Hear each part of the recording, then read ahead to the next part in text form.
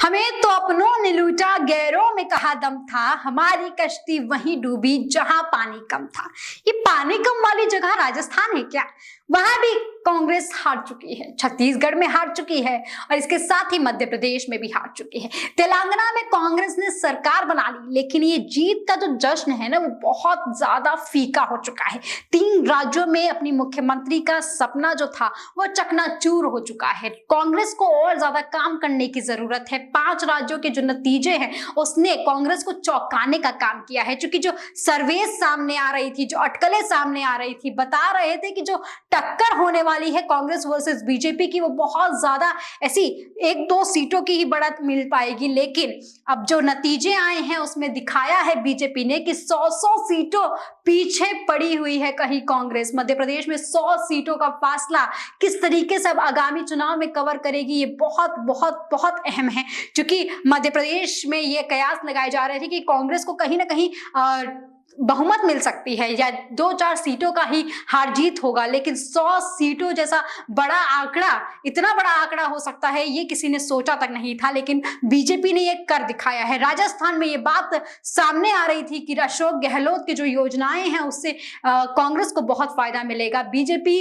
कहीं इस बार चूक जाएगी। जो इतिहास रहा है राजस्थान का 5 साल के कार्यकाल का, वो इस बार टूट सकता है। लेकिन हुआ बिल्कुल इसके विपरीत। एक बार फिर से राजस्थान में बीजेपी ने अपनी सरकार बना ली है। वहीं छत्तीसगढ़ में चूंकि कांग्रेस की सरकार थी, लेकिन अब मुख्यमंत्री का पद वहां से भी कांग्रेस से बहुत दूर हो चुका है और अब इन तीनों ही राज्यों में मुख्यमंत्री की रेस को लेकर लगातार कयास लगाए जा रहे हैं। कांग्रेस की हार की वजह क्या हो सकती है, ये अभी चर्चा का विषय है। लगातार बड़े मंत्री ये बात कर रहे हैं कि वो अपनी हार का मंथन करेंगे, अपनी हार की वजह जानने की कोशिश करेंगे।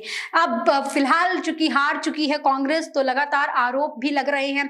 वहीं राजस्थान से हमने देखा कि किस तरीके से सचिन पायलट की नाराजगी को वजह बताई जा रही थी, तो अब अशोक गहलोत के ओएसडी का भी बयान आया है, जिन्होंने बताया कि अशोक गहलोत की वजह से कांग्रेस राजस्थान में हार गई। ये हार कांग्रेस की नहीं बल्कि अशोक गहलोत की है। उन्होंने मनमानी तरीके से सीटों का बंटवारा किया। वहीं मध्य प्रदेश से भी इस तरीके की अटकलें सामने आ रही हैं। बताया जा रहा है कि कमलनाथ ने मनमानी रवैये को अपनाया, जिसकी वजह से कांग्रेस को हार का सामना मिला, हार का सामना करना पड़ा।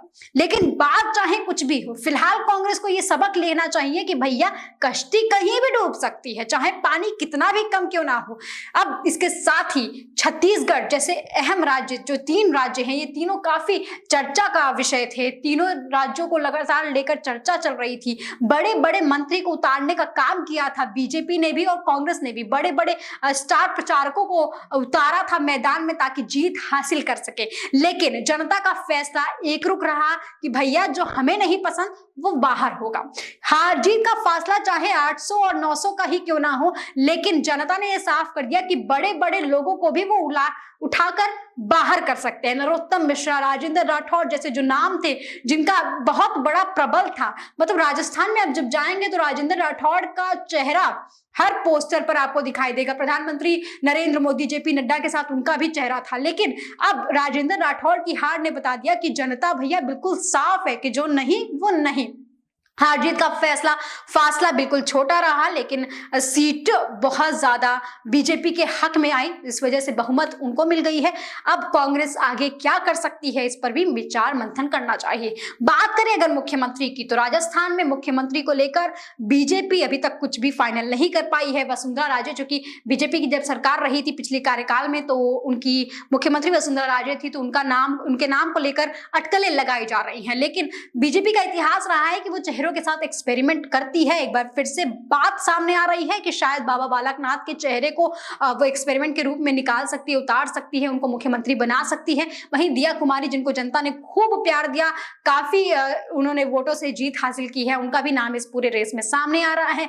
छत्तीसगढ़ में अभी तक कुछ भी सामने नहीं आया है। अटकलें बहुत सारे नामों पर लगाई जा रही है, लेकिन फाइनलाइज कौन होगा वो तो आला कमान ही डिसाइड करेगी। वहीं 5 तारीख को अहम मीटिंग होने वाली है, जिसमें मुख्यमंत्री के चेहरे को फाइनलाइज किया जा सकता है। मध्य प्रदेश की बात करूं तो शिवराज सिंह चौहान की बात हो रही है, क्योंकि मामा की योजनाओं ने ही इस जादू को चलाया है। मामा की योजनाओं का ही जादू रहा है कि मध्य प्रदेश में बीजेपी ने जीत हासिल की है। लेकिन आखिर कौन होगा मुख्यमंत्री, ये 5 तारीख को जो आलाकमान की मीटिंग हो रही है, बीजेपी ने ये जो मीटिंग फाइनलाइज की है, इसमें पता चल जाएगा। वहीं 5 और 6 दोनों ही दिन अहम मीटिंग होने वाली है। 5 तारीख को बीजेपी ने अपनी अहम मीटिंग की है, तो 6 तारीख को इंडिया गठबंधन का मीटिंग होने वाला है, जिसमें यह बात फाइनलाइज होगी कि भैया आखिर किसको कितनी सीटें मिलेंगी लोकसभा चुनाव में। क्योंकि बताया जा रहा था कि जो इसमें कांग्रेस हार चुकी है, कांग्रेस फेल हो चुकी है। अब लोकसभा यानी कि जो बोर्ड होने वाले हैं उसको लेकर सीटिंग का बंटवारा कैसे होगा, रूठना मनाने वाला काम, सीटें किसको कितनी मिलेंगी, ये सारी चीजों पर चर्चा की जा सकती है।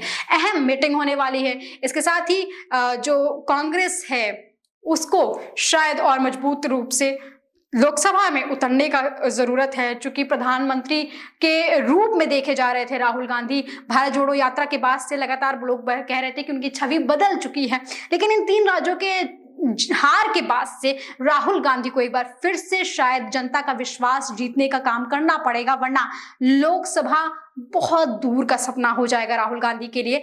लेकिन फिलहाल आपकी क्या कुछ राय है, कमेंट सेक्शन में लिखकर जरूर बताइएगा। चलती हूँ, नमस्कार।